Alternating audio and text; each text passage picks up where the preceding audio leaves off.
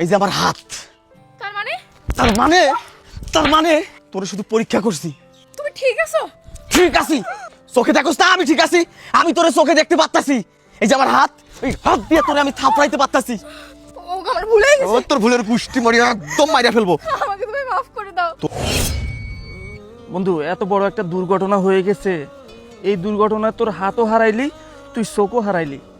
জানি না তোর পরিবার তোকে এই অবস্থা দেখে আসলে কি মনে করে। অনেক কষ্ট পাবে রে, তোর বউ তোকে এই অবস্থা দেখলে অনেক কষ্ট পাবে। কি হলো ভাইয়া? আসো। এই তাড়াতাড়ি করো।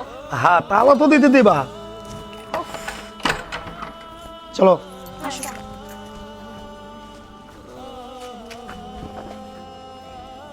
কিরে বন্ধু, দাঁড়াইলি কেন? চল। আরে ওই যে সামনে তো দেখতেছি তোর বউ। ভাবি ভালো আছেন? আমার বউ অথই। রিপন, তুমি হঠাৎ বাড়িতে? কি ব্যাপার? কে? তোমার হাত? তোমার হাত কোথায়? আরে তোমার হাত কোথায় বলো আমাকে। বুঝলাম না তোমার এই কি অবস্থা। আমি তোমাকে গত 1 মাস ধরে ফোন দিচ্ছি, তোমার ফোনে কোনো কল ঢুকতেছে না, তুমি আমার ফোন ধরতেছো না, কি ব্যাপার বলো তুমি আমাকে। আসলে ভাবি খুবই দুঃখজনক একটা বিষয়, ওর এই অবস্থা কেন? অনেক বড় একটা দুর্ঘটনা ঘটে গেছে ভাবি। গত 1 মাস কি করে আপনাদের সাথে যোগাযোগ করবে বলেন? অনেক বড় একটা দুর্ঘটনা ঘটে গেছে ভাবি। আসলে আমি কিভাবে বলবো আর আপনারা কিভাবে নেবেন আমি জানি না। গত কিছুদিন আগে আমরা দুইজন একসাথেই 5 তলা একটা বিল্ডিং এর মধ্যে কনস্ট্রাকশনে কাজ করতেছিলাম। হুট করে ওর পা পিছলাই ও নিচে পড়ে যায়। হ্যাঁ ভাবি, মন খারাপ করবে না, আমার কথাগুলো একটু শুনেন। পা পিছলাই ও নিচে পড়ে যাওয়ার পর ওর ডান পাশের হাতটা ভেঙে যায়, আর ওর চোখ দুটো কিন্তু হারিয়ে ফেলে। কপাল ভালো সেদিন নিচে বালু ছিল, বালুর মধ্যে পড়ছে। আর যদি শক্ত মাটি বা লোহার মধ্যে পড়তো, হয়তো তাকে যে অবস্থা দেখেছেন এই অবস্থায়ও দেখতে পারতেন না ভাবি। তারপর আমি তাড়াহুড়া করে হসপিটালে নিয়ে যাই ভাবি। হসপিটালে নিয়ে যাওয়ার পর তাকে আমি ভর্তি করাই। ডক্টর বলেছে তার হাতটা রাখা সম্ভব না, পুরো ভেঙে চুরমার হয়ে গেছে হাত। আর চোখের অবস্থা খারাপ। চোখের চিকিৎসা করেছে গত 20 দিন ধরে, কিন্তু কোনো লাভ হয়নি। ও আর চোখে দেখতে পাচ্ছে না। আর ওই দুর্ঘটনার দিন তার মোবাইলটাও সে হারিয়ে ফেলে। আমি অনেক চেষ্টা করেছি ভাবি আপনার নাম্বারটা জোগাইতে, কিন্তু কোথাও আপনার নাম্বার পাই নাই। তাই দীর্ঘদিন পর হসপিটাল থেকে রিলিজ করে আমি তাকে নিয়ে আসছি ভাবি। রিপন, উনি এসব কি বলছে? আমি তো কিছুই বুঝতে পারছি না, উনি এসব কি বলছে? হ্যাঁ অথই, আমার বন্ধু যা বলছে সবটাই সত্যি। কি একটা দুর্ঘটনায় আমার জীবনটা এরকম হয়ে গেল, আমার সব কিছু এলোমেলো করে দিল। আমার একটা হাত কেটে ফেলা হলো, আমার দুটো চোখ সেটাও অন্ধ হয়ে গেল। তুমি জানো আমি না কখনো আর এই 2 চোখ দিয়ে তোমাকে দেখতে পারতাম না। তুমি জানো আমার এই বন্ধু যদি না থাকতো, হয়তো লাশটা ওই বাংলাদেশে আসতো না। বন্ধু কত ঝুঁকি নিয়ে ওই প্রবাস থেকে আমাকে দেশে নিয়ে আসছে, শুধু বাড়ি পর্যন্ত দেওয়ার জন্য। মন খারাপ করিস না বন্ধু, মন খারাপ করিস না, সবই ঠিক হয়ে যাবে। ভাবি চলেন আমরা ঘরে যাই। বন্ধু ঘরে যাবো তো? তুই জানিস না আমার বউ আমার অনেক ভালোবাসে, আমার কোনো সমস্যা হইব না। বাড়ি পর্যন্ত আইছি না, আমার বউ আমার কষ্ট বুঝতে দিব না, আমারে অনেক আদরে রাখবো, অনেক ভালো রাখবো। তবে একটা জিনিস মনে হলে খুব কষ্ট লাগতেছে জানো। আমি আর কোনোদিন বিদেশ যেতে পারবো না, কোম্পানি আমার আর কোনোদিন নিব না। ওরা কয়ে দিছে কানারে দিয়া কোনো কাজ হইব না। আরে তাতে কি, আমি তো অনেক টাকা পাঠাইছি তোমার কাছে, তুমি আছো না, তুমি থাকলে আমার কোনো সমস্যা নাই। আমি জানি তো তুমি আমার অনেক ভালোবাসো। আমার অনেক আগলাই রাখবা তুমি, যত্নে রাখবা তুমি। ছাড়ো। কি এই, তোমার চোখ গেছে, তোমার হাত গেছে, তার সাথে সাথে কি তোমার মাথাটাও গেছে পুরোপুরি? কি বলছো তুমি এসব? মানে কি বলো তুমি? মানে তুমি বোঝো না, তুমি আর বিদেশ যাইতে পারবে না। তুমি একে পঙ্গু হয়ে আসছো, তোমার একটা হাত নাই, তোমার দুটো চোখ নাই, তুমি বিদেশ যাইতে পারবে না। এইটা শুনে আমার মাথার উপরে আকাশ ভেঙে পড়ছে।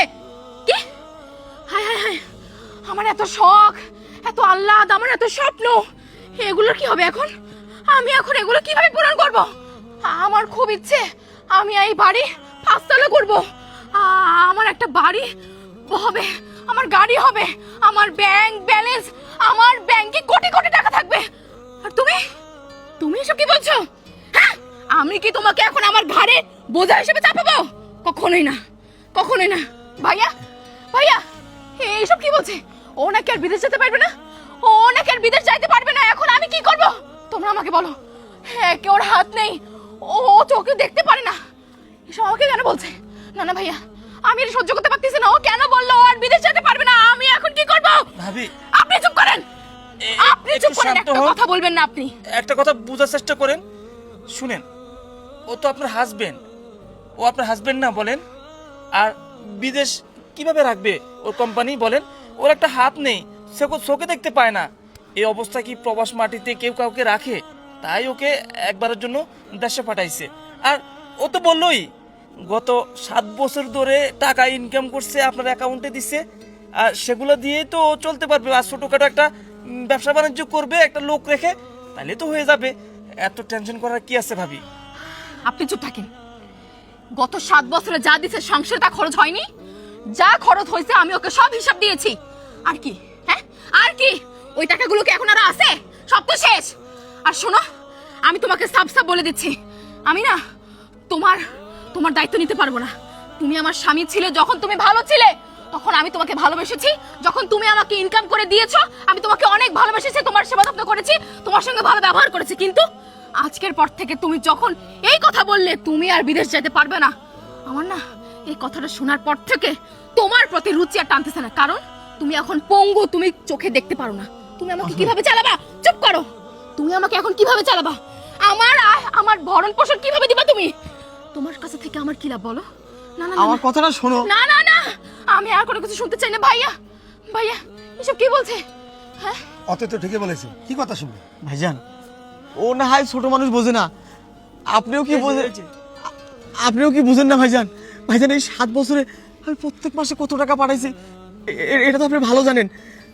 আমি কয়টা জমি কিনেছি, দোকান কিনেছি ভাইজান। এই দোকান ভাড়া, এই জমি ভরগা দিলে অনেক টাকা পাবো।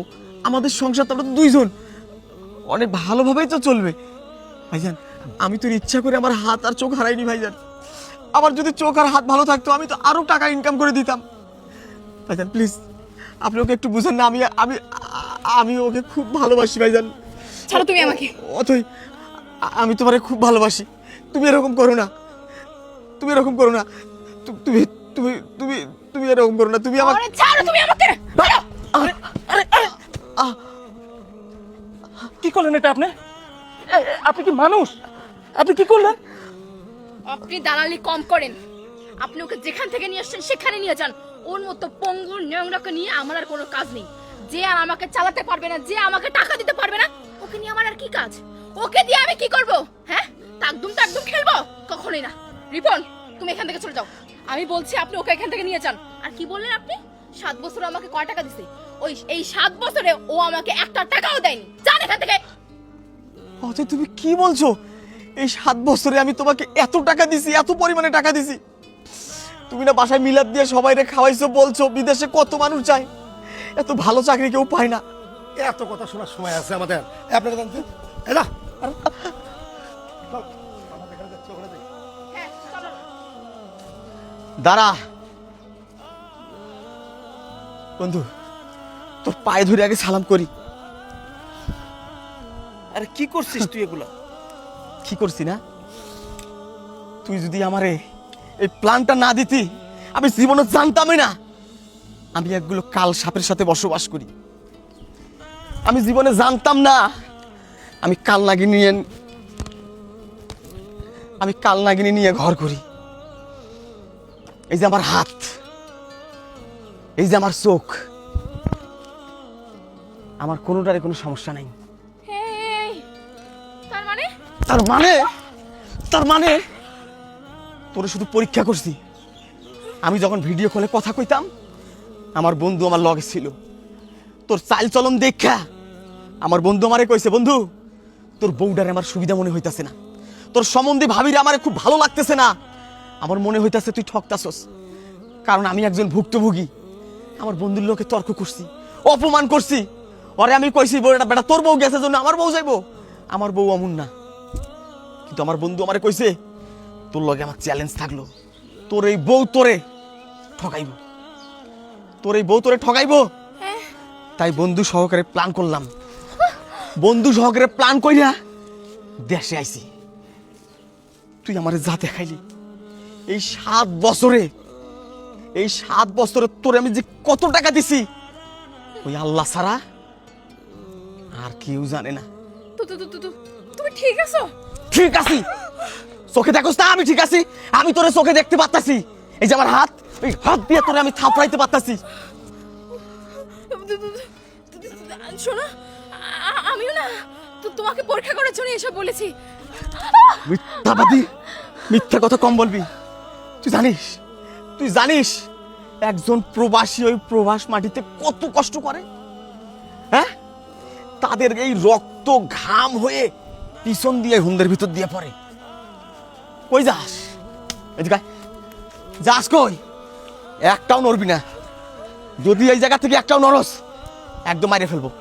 কথা কই কথা শুন। তুই জানিস প্রবাসে একটা সেকেন্ড আমরা বসে থাকি না। আমরা মনে করি 1 সেকেন্ড বসে থাকলে আমাদের লস হবে, আমাদের ইনকাম নষ্ট হবে। আমাদের ইনকাম করতে হবে, বাড়িতে আমার বউ আছে, আমার ফ্যামিলি আছে, তাদেরকে ভালো রাখতে হবে। খারাই রয়েছিস কে? কত কষ্ট করছিস বিদেশে, এমনি এমনি প্রবাসী টাকা দেয়। শান্ত হ বন্ধু, শান্ত হ।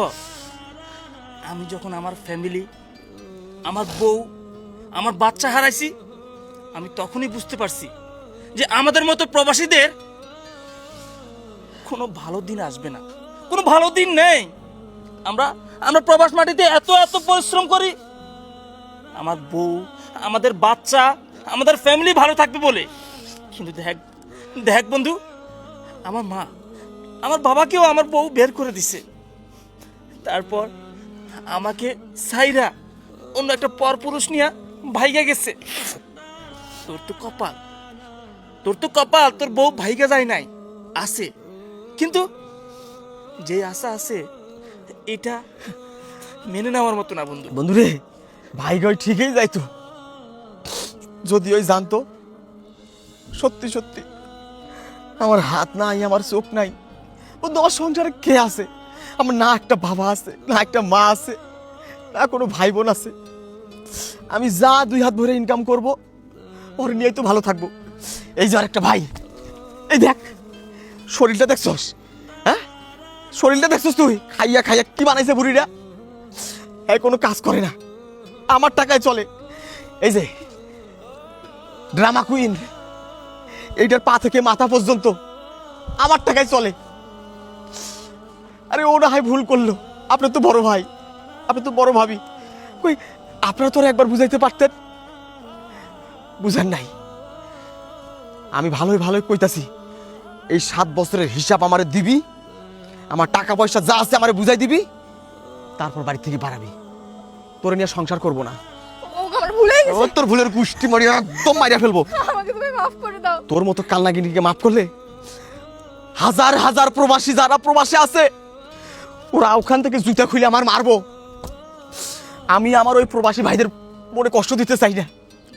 এই প্রবাসী ভাই, তোমাদেরকে বলি, জীবনের সর্বোচ্চ দিয়ে ইনকাম করো, ঠিক আছে, নিজের কাছে গচ্ছিত কিছু টাকা পয়সা রাখো, সব কিছু এই আমার মতো কালনাগিনীরে দিও না রে ভাই।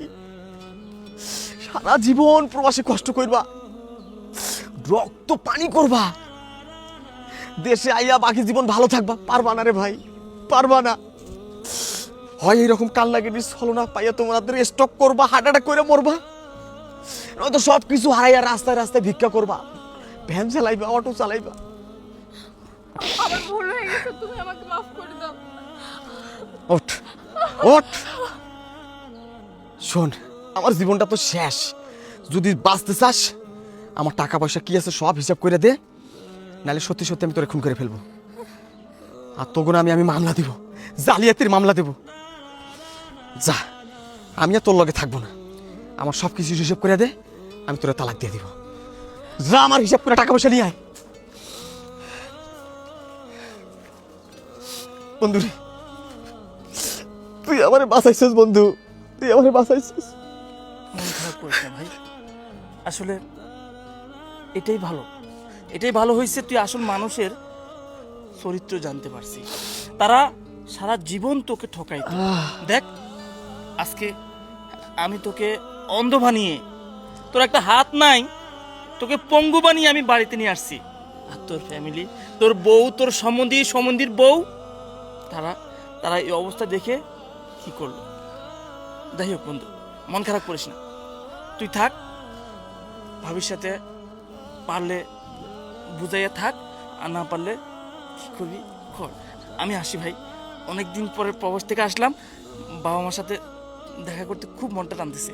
আমি যাই, পরে কথা হবে, ফোন দিবনি আমি। হ্যাঁ ঠিক আছে। বন্ধু যা, কিছু খাইবি না? না, এই অবস্থা কি খাবো আমি।